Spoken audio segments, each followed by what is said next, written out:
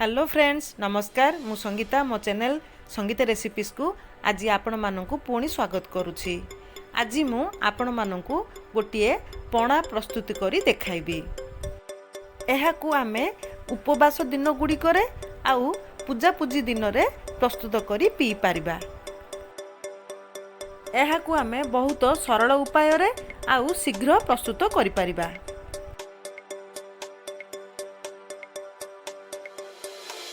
उपवास दिन गुड़िक ए ड्रिंक को पीले यह आमको शक्ति दे थाए एवं आमको आउ भोक भी लगे नहीं। तेबे चलंतु यह को आरंभ करिबा। प्रथमे एथिपई आवश्यक सामग्री देखि नबा। मु एठी एही ग्लास रे 2 ग्लास सिजा क्षीर नेछि, चीनी 4 टीस्पून, सर 1.5 टीस्पून, छेना 3 टीस्पून, नरम नड़िया कोर 3 टीस्पून, गोटे एप्पल आ गोटे पाचिला देसी कदली नहीं। वर्तमान क्षीर रे आमे सबु सामग्री गोटी गोटी करी मिसाइबा।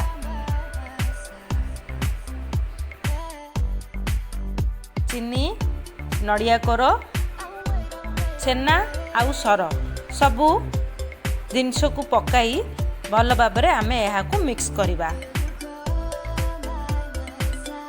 सबु जिनस आपणक पसंद अनुसार कम बा बेसी करिपारिबे। सबु जिनस को पकाई एहा को आमे भल भाबरे गोलाई दबा।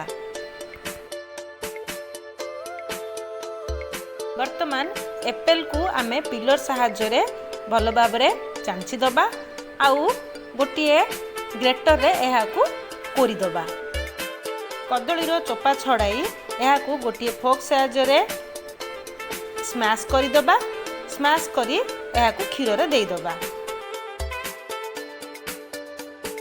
कदली को पकाए एहा को आमे भल भाबरे मिक्स करिबा। देखंतु एप्पल को भी कोरी देइछि। एबे एप्पल कोर को आमे क्षीर रे पकाई दबा। मने रखंतु कदली आ एप्पल को कोरी संगे संगे क्षीर रे पकाई मिक्स करिबा, नचेत एहा कला होई जिवो। वर्तमान एहा को भल भाबरे मिक्स करी दबा। वर्तमान भल भाबरे मिक्स करी मो एहा को ग्लास रे काढी देछि।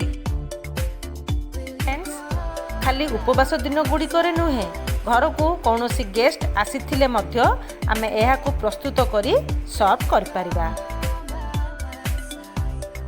जेतेबेले आमे एहा को सर्व करिबा सेही समय रे डाळिंब मंजी को पकाई आमे एहा को गार्निश कर परिबा।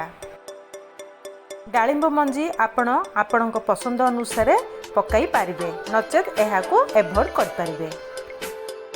आपणक पसंद अनुसार अन्य किछि फ्रूट्स भी पकाई पारिबे।